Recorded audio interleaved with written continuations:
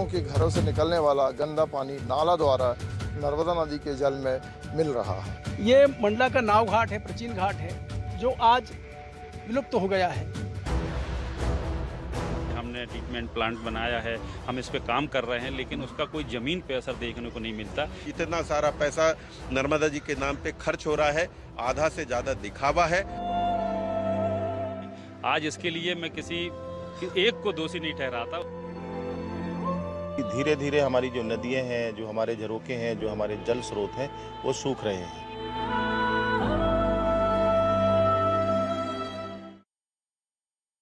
नमस्कार, बहुत स्वागत है आप सभी का। आपके साथ मैं हूं सोनल और आप देख रहे हैं प्यासी नदियां। नर्मदा नदी प्राचीन काल से ही मध्य भारत की जीवनदायिनी रही है। अमरकंटक से होते हुए खंबात की खाड़ी और अरब सागर में मिलन के इस सफर में नर्मदा 3 राज्यों से होकर गुजरती है। नर्मदा नदी मध्य प्रदेश के 16 जिलों को सींचती है। INS 24/7 की विशेष पेशकश प्यासी नदियां में हमने अब तक दिखाया कि कैसे अपने उद्गम स्थल अमरकंटक से ही नर्मदा नदी संघर्षों का सामना कर रही है। अमरकंटक और डिंडौरी के बाद नर्मदा नदी का अगला पड़ाव है मंडला। हम अपनी पड़ताल में बताएंगे कि कैसे सहस्त्रधारा में बहने वाली पुण्य सलीला मां नर्मदा केवल 5 से 6 धाराओं तक सिमट गई हैं। मोक्षदायिनी के घाट कैसे मैले हो गए हैं। चौड़े चौड़े पाट के संकरे होने की आखिर वजह क्या है। आज हमारी इस पेशकश में हम आपको बताएंगे कि मंडला में शिवतनिया नर्मदा की हालत क्या है और क्यों हो गई है। आज हम बात करेंगे जीवनदायिनी मां नर्मदा नदी की और समझते हैं कि मां नर्मदा का अस्तित्व क्यों है खतरे में। नर्मदा नदी अमरकंटक से निकलकर खंबात की खाड़ी के अरब सागर में जाकर मिलती है। मान्यता है कि गंगा नदी के जल में स्नान करने से भक्तों के कष्ट दूर होते हैं, वहीं मां नर्मदा के दर्शन मात्र से पुण्य प्राप्त होता है। अमरकंटक से प्रवाहित होने वाली मां नर्मदा नदी डिंडौरी से गुजरते हुई मंडला की ओर पहुंचती है। मंडला मां नर्मदा की गोद में तीनों ओर से समाया हुआ है। अमरकंटक से लेकर अलीराजपुर के सोंडवा तक नर्मदा मध्य प्रदेश के 16 जिलों से होकर गुजरती है। अन्य नदियों की तुलना में नर्मदा अलग है। भारत में नर्मदा ही एक ऐसी नदी है जिसकी आराधना परिक्रमा करके की जाती है। दर्शन मात्र से पुण्य फल देने वाली नर्मदा का अस्तित्व अब खतरे में है। संकटों से घिरी नर्मदा का कुल जल संग्रहण क्षेत्र 98,796 वर्ग किलोमीटर है, जिसमें से 88.02% क्षेत्र मध्य प्रदेश में, 3.31% क्षेत्र महाराष्ट्र में और 8.67% क्षेत्र गुजरात में है। नर्मदा नदी के कछार में 160 लाख एकड़ भूमि खेती योग्य है, जिसमें 144 लाख एकड़ अकेले मध्य प्रदेश में है और शेष महाराष्ट्र और गुजरात में है। नर्मदा नदी अपने उद्गम स्थल अमरकंटक से निकलकर करीब 8 किलोमीटर दूरी पर दुग्ध धारा जलप्रपात और 10 किलोमीटर की दूरी पर कपिल धारा जलप्रपात बनाती है। अपनी कुल लंबाई का 80% करीब 1077 किलोमीटर तक का सफर ये मध्य प्रदेश के डिंडौरी, मंडला, जबलपुर, नरसिंहपुर, होशंगाबाद, खंडवा और खरगोन जिले में तय करती है। नर्मदा नदी की मुख्य सहायक नदियों में हालौन नदी, बंजर नदी, बरना नदी और तवा नदी है, जिनकी जलधारा से नर्मदा के प्रभाव को बल मिलता है, जिसमें तवा नदी नर्मदा की सबसे लंबी सहायक नदी है, जो मध्य प्रदेश के होशंगाबाद जिले के बांद्राभान में नर्मदा नदी में समाहित होती है। मकराई में नर्मदा नदी करीब 1.5 किलोमीटर चौड़ी है। भरूच के पास 3 किलोमीटर और खंबात की खाड़ी के मुहाने में 21 किलोमीटर तक फैली है। मध्य प्रदेश में विशाल जल राशि के योगदान के लिए नर्मदा को मध्य प्रदेश की जीवन रेखा कहा जाता है। नर्मदा नदी उत्तर और दक्षिण भारत के बीच एक पारंपरिक सीमा भी बनाती है।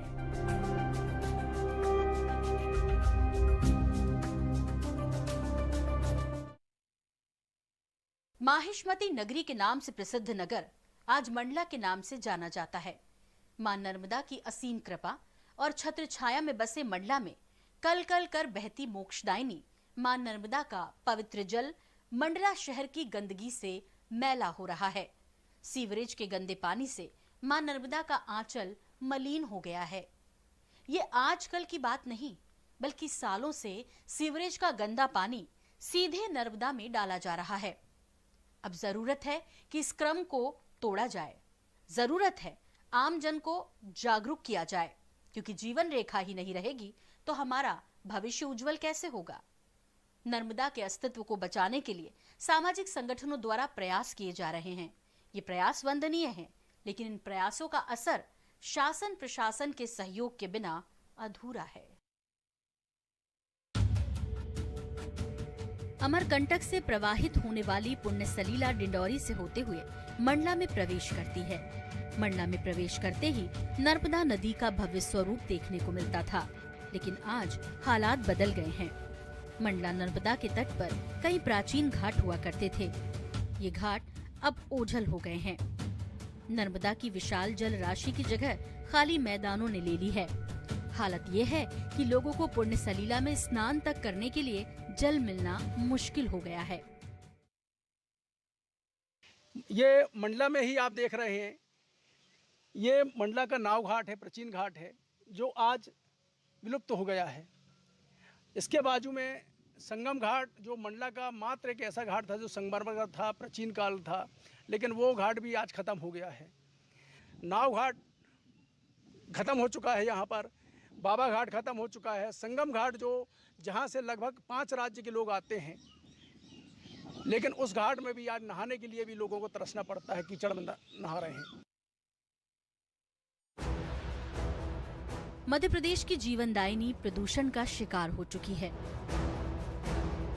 मंडला की प्यास बुझाने वाली नर्मदा का पानी अब पीने योग्य तो दूर, स्नान के लायक भी नहीं रहा। लेकिन नर्मदा के प्रति लोगों में आस्था ऐसी है कि सीवरेज का गंदा पानी इसमें मिलने के बाद भी लोग इसे पूजते हैं। नगरवासियों के साथ ही यहाँ आने वाले श्रद्धालु और पर्यटक भी इस बात को लेकर चिंतित हैं। लोगों के घरों से निकलने वाला गंदा पानी सीधा नर्मदा में मिल जाता है, जिससे नर्मदा दूषित हो रही है। साथ ही जलजीवों के जीवन पर भी खतरा मंडरा रहा है। नगर में बुधवारी की किला घाट और रंगरेज घाट समेत कई इलाकों के घरों से निकलने वाला गंदा पानी नालों के जरिए नर्मदा के जल में मिल रहा है। मंडला के बने झूला पुल से खड़े होकर देखा जाए तो कई घर ऐसे हैं जिनमें सेप्टिक टैंक ही नहीं है।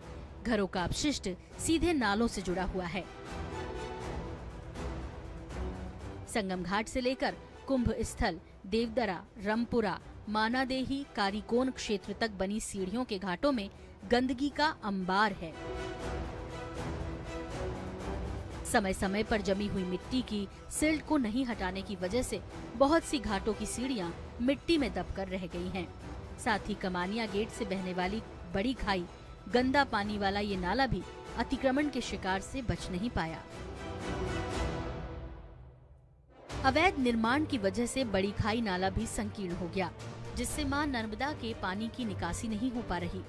जेल घाट से हाकगंज तक बड़ी खाई में अवैध अतिक्रमण साफ देखा जा सकता है। पतित पावनी मां नर्मदा की गोद में बसे मंडला नगर को स्वच्छ बनाने के लिए हम सबको एक मिशन के तहत काम करना होगा। मंडला में देखें, आज हम 16 नाले, गंदे नाले जो हैं वो नर्मदा में समाहित हो रहे हैं। अब देख सकते हैं कि मां नर्मदा सूखी पड़ी हुई है, जबकि यहाँ कम से कम सैकड़ों फीट गहराई है, लेकिन आज सूखे में तब्दील हो चुकी हैं। निश्चित रूप से हम बहुत लंबे समय से, पिछले 20 वर्षों से मंडला ज़िले में हम ये सुन रहे हैं कि हमारे यहाँ 18 नाले ऐसे हैं जो सीधे मां नर्मदा में प्रवाहित होते हैं। हम बचपन से, हमें लगता है जिस उम्र में हम खेलते कूदते थे, उस उम्र से आज बहुत जवाबदारी वाली स्थितियों में इस ज़िले में है। उसके बाद भी हम ये कह सकते हैं कि सोच रहे हैं और बहुत सा काम हमारे यहाँ चल रहा है। जैसे अभी नगर पालिका में हमारे यहाँ सीवर लाइन का काम शुरू हुआ है। नर्मदा समग्र मध्य प्रदेश के 16 जिलों में काम कर रहा है। सभी हमारे कच्चे पक्के घाट जो हैं, वहाँ पर नर्मदा समग्र की घाट इकाई की टोलियाँ हैं जो नर्मदा जी के संरक्षण को लेकर बरस भर काम करती हैं। तो इसमें हमारे अलग अलग कार्यक्रम हैं जो हम वर्ष भर करते हैं, जैसे पंचकोशी यात्राएं, पर्यावरण पंचकोशी यात्रा। पर्यावरण पंचकोशी यात्रा में जो है कॉलेज विद्यार्थी, स्कूल के विद्यार्थियों को हम नर्मदा जी के किनारे किनारे चलाते हैं ताकि वो नर्मदा जी के जैव विविधता को समझ सकें और उसके लिए आगे आकर काम कर सकें। शहर की गंदगी से नर्मदा को अपवित्र होने से बचाने के दावे तो बहुत हुए। जनप्रतिनिधियों ने आगे बढ़कर कई वादे भी किए, लेकिन नर्मदा में सीवरेज के गंदे पानी को जाने से रोक नहीं पाए। सीवरेज के गंदे पानी को शुद्ध करने के लिए ट्रीटमेंट प्लांट बनाने की बात कही गई। नर्मदा में गंदगी ना मिले इसके लिए ब्लूप्रिंट भी तैयार हुआ, लेकिन ठोस काम कुछ भी नहीं हुआ। बिल्कुल प्रदूषित हो रही है और लगातार सिर्फ ये कहा जाता है कि इसके लिए हमारी तैयारी चल रही है, हमने ट्रीटमेंट प्लांट बनाया है, हम इस पे काम कर रहे हैं, लेकिन उसका कोई ज़मीन पे असर देखने को नहीं मिलता। ये निश्चित रूप से एक हवाई बात है। जब तक ये नहीं होगा, जब तक हम कैसे एक और आकर के हम माँ नर्मदा को पूजते हैं, पैर पड़ते हैं, उसको शुद्धिकरण की बात करते हैं, और ये पूरा जिला और सारे लोग जानते हैं कि निश्चित रूप से गंदे नाले का इसमें बहाव माँ नर्मदा पे आता है। इसके लिए जागरूकता जो होनी चाहिए और उस पर काम होना चाहिए, ठोस काम। प्रशासन की लापरवाही और लोगों में जागरूकता की कमी का ही नतीजा है कि पवित्र नर्मदा में गंदगी डाली जा रही है। मंडला शहर के करीब 16 गंदे नालों का पानी सीधे नर्मदा को अपवित्र कर रहा है।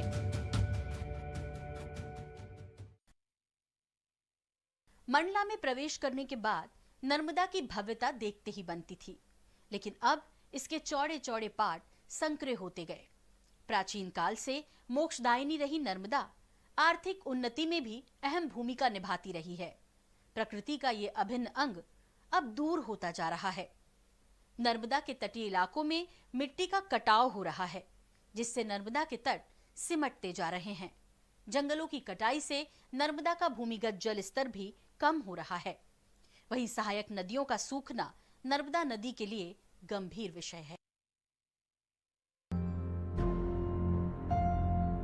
मंडला में नर्मदा नदी सूखने की कगार पर है। इस हालत के लिए कोई और नहीं, मानव समाज ही जिम्मेदार है। मानव समाज ने अपनी सुविधा के लिए नर्मदा का दोहन किया। विकास की नई इबारत गढ़ने के लिए मां नर्मदा के साथ खिलवाड़ किया। नर्मदा के दोनों किनारों से लगे घने जंगलों में पेड़ों की बेतरतीब कटाई हुई, जिससे जंगल लगातार कम हो रहे हैं। ऐसे में भूमिगत जल का संरक्षण नहीं होने से नर्मदा नदी को मिलने वाला पानी कम होता जा रहा है। शासन से, प्रशासन से इतना सारा पैसा नर्मदा जी के नाम पे खर्च हो रहा है, आधा से ज़्यादा दिखावा है। हम सबको एक पहल करना पड़ेगा। फॉरेस्ट विभाग का सबसे बड़ा रोल है कि फॉरेस्ट विभाग को अपनी जगह पर कुछ अच्छे निर्माण करके हर जगह पे पानी को हम अगर रोकते हैं, इससे अपने आप नमी बढ़ेगी। पहाड़ी क्षेत्रों में, जंगल क्षेत्रों में नमी बढ़ेगी तो जंगल का अपने आप विकास होगा, और जब पानी रुकेगा तो धीरे धीरे उसमें जो बहाव बढ़ेगा, उसमें से जो रिसाव होगा, उसमें जंगल और जंगल क्षेत्र में रिसाव होने से नर्मदा जी और नर्मदा जी की सहायक नदियाँ जो आज सूखे की स्थिति में है, उनमें रिसाव बढ़ेगा तो नर्मदा जी में पानी रहेगा।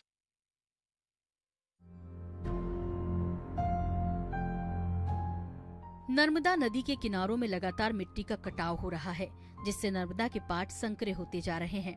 ऐसे में जरूरत है मिट्टी के कटाव को रोकने की। इसके लिए बड़े स्तर पर वृक्षारोपण करने की जरूरत है। मां नर्मदा को आज हरियाली चुनरी की जरूरत है। इसके लिए नदी के दोनों किनारों से लगे जंगलों को बचाने के साथ ही जंगल बसाने भी होंगे। वर्तमान में समाज जो है वो कपड़े की चुनरी उड़ाता है, लेकिन वास्तव में नर्मदा जी को जो है वो पेड़ों की हरियाली चुनरी की आवश्यकता है। तो हम ऐसे महाराजपुर, जैसे यहाँ मंडला के पास महाराजपुर है संगम, वहाँ पर हम 45-50 पौधों की हमने चुनरी लगाई है, और उसकी 2 साल तक 3 साल तक हम उसकी चिंता करने वाले हैं स्थायी तौर पर। ऐसी देवगांव संगम है, वहाँ पर 351 पौधों की हरियाली चुनरी लगाई है, और वहाँ की जो स्थायी टोली है हमारी, जो हमारे कार्यकर्ता हैं, वो उसकी चिंता करते हैं, और उसका 3 साल के संकल्प के साथ हमने उसको हरियाली चुनरी को लगाया है। और ऐसे जगह जगह हम इस तरह का प्रयास बरस भर करते हैं। नर्मदा के तटीय इलाकों पर पेड़ों की अवैध कटाई को रोकना होगा, जिससे नर्मदा नदी के साथ ही सहायक नदियों में पानी रिचार्ज हो सके। भूमिगत जल स्तर के बढ़ने से नर्मदा नदी का प्रभाव बढ़ेगा। साथ ही प्राकृतिक संसाधनों के दोहन पर रोक लगाने के लिए कड़े नियम बनाने के साथ ही उनका सख्ती से पालन भी कराना होगा। अगर हम इसमें सजगता आज की तारीख से भी लाते हैं, वृक्षारोपण को महत्व दें, अवैध उत्खनन को अगर हम बंद करते हैं, है ना, वनों को अगर हम बढ़ावा देते हैं और जो अपव्यय होता है जल का, उस पर अगर हम रोक लगाते हैं तो निश्चित रूप से उसके अच्छे परिणाम आएंगे। यह पर्यावरण असंतुलन को लेके ये सिर्फ मंडला जिला ही नहीं, पूरे देश में और विश्व में एक समस्या बनी हुई है। और यही एक कारण है कि धीरे धीरे जो हमारी नदियां थी उनका जो मूल स्वरूप था उस पर बहुत सी समय के साथ चीज़ें आई। जनसंख्या का एक नियंत्रण जो हम कहते हैं कि दबाव आया, और हमारे जो संसाधन थे, जो प्राकृतिक संसाधन थे, उन संसाधनों में उन पे मानव का जो दबाव है वो इतना तेज़ हो गया है कि पिछले 20 वर्षों में कि हम ये कह सकते हैं कि धीरे धीरे हमारी जो नदियां हैं, जो हमारे झरोखे हैं, जो हमारे जल स्रोत हैं, वो सूख रहे हैं। मंडला में ज्यों-ज्यों आबादी बढ़ने लगी, नर्मदा नदी के चौड़े चौड़े पाट छोटे होते चले गए। नदी किनारों पर अवैध कब्जे होने लगे। मोक्षदायिनी को महज पानी का एक साधन समझकर इसकी उपेक्षा की गई। लेकिन जब नर्मदा की धारा सूखने लगी तब इसके महत्व को समझा जा रहा है।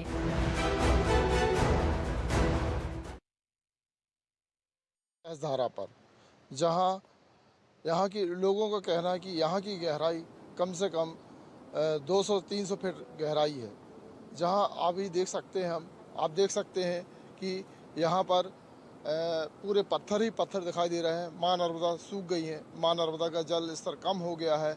यहाँ सहस्त्रधारा के नाम से जाना जाता है, क्योंकि यहाँ हजारों धाराएं पत्थरों के बीच से बहती हैं।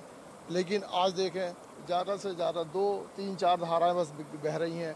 मतलब सहस्त्रधारा का कहने का मतलब ये है, हजारों धाराएं जो बहती थी वो अब ख़त्म हो चुकी हैं और माँ नर्मदा का जल स्तर बहुत ही कम हो गया है। भाई साहब, सबसे पहले त्वदीय पाद पंकजम नमामि देवी नर्मदे, जल तरंग सर्वदा नमामि देवी नर्मदे। माता नर्मदा जो है हमारे लिए पूजनीय है और माँ के समान इनको हम मानते हैं। माँ का अगर लगातार इस तरह कम होते जाना, नर्मदा का जल प्रवाह लगातार कम हो जाना, तो ये हमारे मध्य प्रदेश की जीवन रेखा कहलाती है। और अगर जीवन रेखा ही नहीं रहेगा तो हमारा भविष्य उज्जवल नहीं है। मंडला शहर से कल-कल करती नर्मदा की धारा नाले के समान नजर आने लगी है। आबादी का बोझ और प्रदूषण की मार झेल रही नर्मदा अब दम तोड़ रही है। नर्मदा को बचाने के लिए शासन प्रशासन के स्तर पर योजनाएं तो बनती हैं, लेकिन जमीनी रूप में सफलता नहीं मिल पा रही। हर तरफ और हर तरह से नर्मदा का दोहन हो रहा है, जिसे जब मौका मिला नर्मदा का दोहन ही किया। नदी तट में बसे किसान हो या आदिवासी, रेत माफिया के लिए तो नर्मदा एक खुली तिजोरी की तरह है। नर्मदा नदी कृत्रिम रूप से संकरी होती जा रही है। आस्था के नाम से अवैध रूप से नर्मदा के नदी किनारे बसाहट, मुरम, मिट्टी से पाटकर अतिक्रमण कर आवासीय निर्माण नर्मदा नदी को संकीर्ण करने में अहम भूमिका निभा रहे हैं। नर्मदा के तटीय इलाकों पर किसानों ने कब्जा कर खेती करनी शुरू कर दी है। कुछ इलाकों में तो नर्मदा नदी पर ही खेती की जा रही है। जिला प्रशासन की निष्क्रियता के कारण नर्मदा नदी से अवैध रूप से रेत का उत्खनन किया जा रहा है। किसी ने डैम बना करके इनको रोकने का काम करा, किसी रेत माफिया ने इनमें बहने वाली करोड़ों की संपदा को खोद करके इनको कमज़ोर करने का काम किया। बात आती है फॉरेस्ट से रिलेटेड, तो किसानों ने और आम जनता ने आसपास के जो वन संपदा थी उसको काट करके, उसको ख़त्म करके वहाँ से इनको नुकसान करने का काम किया। बात आती है तटों पर बढ़ने वाले कछारों की, तो उन कछार में रहने वालों ने भी अपनी आय बढ़ाने के स्रोत से इस मैया का हनन करने का काम किया।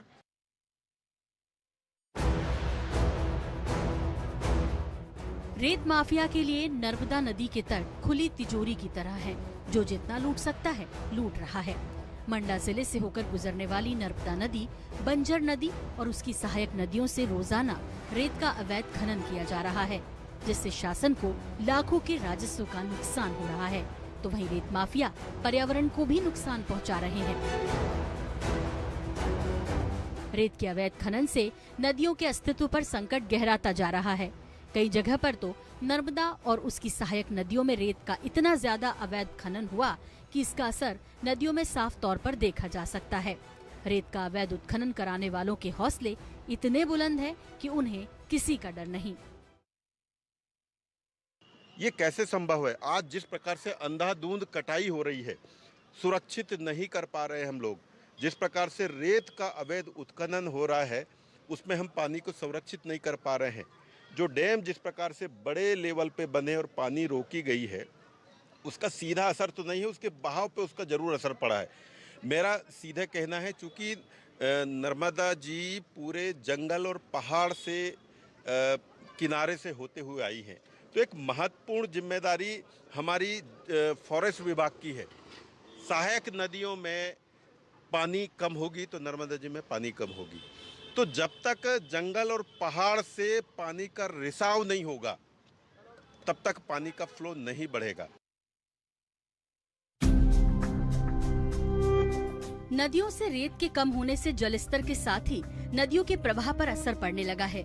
नर्मदा को बचाने के लिए जनप्रतिनिधियों का सहयोग नहीं मिल रहा। वहीं शासन प्रशासन की योजनाओं को जमीनी स्तर पर सफलता नहीं मिल पा रही है, जिससे मंडला में नर्मदा की हालत लगातार खराब हो रही है। कि मां नर्मदा अमरकंटक से एक छोटे से कुंड से निकली हुई है।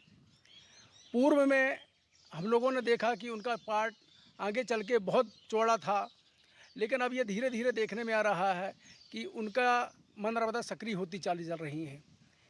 इसमें शासन प्रशासन भी अपने लेवल पे ये देखा गया कि बीच में वृक्षारोपण ये सब चल रहा है, लेकिन ज़मीनी रूप से अगर ये देखा जाए तो वो सफलता हासिल नहीं हो पा रही है जो मां नर्मदा को बचाने में हम सभी को करना चाहिए। नर्मदा नदी में फिर से पहले जैसा जल प्रवाह हो, इसके लिए हमें पर्यावरण को बचाना होगा, जंगलों को सुरक्षित रखना होगा, नए जंगल लगाने होंगे, जिससे नर्मदा को और उसकी सहायक नदियों में भूमिगत जल का स्तर बना रहे। पर्यावरण को लेकर मंडला के हर एक नागरिक को समझना होगा कि आज वो सचेत नहीं हुए तो नर्मदा के सूखने की वजह कोई और नहीं, वो खुद होंगे। मंडला के उपनगर महाराजपुर के त्रिवेणी संगम घाट पर, जहां 3 नदियों का संगम होता है, मां नर्मदा के साथ में सरस्वती और बंजर नदी का संगम होता है, जहां लोग अस्थि विसर्जन और अन्य शुभ कार्यों के लिए लोग आते हैं। वो वहां पर देख सकते हैं हम, जहां त्रिवेणी संगम है, वहां 3 नदियों का संगम हुआ है, जहां लोग अपना अस्थि विसर्जन करने आते हैं। और इसके बाद मैं आपको बताना चाहूँगा, ये है बंजर नदी जो पूरी तरह से सूख चुकी है, और नर्मदा नदी के साथ में नर्मदा नदी का तट जो है छोटा हो गया है। पर्यावरण को लेके हमको जागरूक रहना पड़ेगा, तभी कहीं जाके हम आने वाले समय में ये कह पाएंगे कि हमारे देश में जितनी नदियाँ बहती हैं, हमारे प्रदेश में जितनी नदियाँ बहती हैं, हमारे ज़िले में जितनी नदियाँ बहती हैं, उनका स्वरूप है। नहीं तो शायद आने वाली पीढ़ी इन सारी चीज़ों को सिर्फ फोटो में और फ्रेम में देख पाएगी। ये विडंबना है कि हमारी आस्था और संस्कृति से जुड़ी नर्मदा नदी दूषित हो गई है। मंडला को पावन करने वाली मां नर्मदा मलिन हो चुकी हैं। एक ओर तो हम नदियों को माता कहकर पूजते हैं, दूसरी ओर उसे गंदा करने में कोई कमी भी नहीं छोड़ते। ऐसे में नदी को पूजने और पवित्र कहने का कोई अर्थ नहीं रह जाता। नर्मदा की गोद में कभी अथाह जल राशि हुआ करती थी, वहां अब पथरीली चट्टानें और सिर्फ मैदान नजर आते हैं। अपने अस्तित्व के लिए लड़ रही नदियों के लिए INS 24/7 अपनी मुहिम प्यासी नदियां के जरिए अपील करता है कि नदियों को बचाएं, उनका संरक्षण और संवर्धन करें। नहीं तो वो दिन दूर नहीं जब आने वाली पीढ़ियां नदियों को सिर्फ किताबों और चित्रों में ही देख पाएंगी। हमें कल के लिए आज नदियों को बचाना होगा। यही नर्मदा की पुकार है।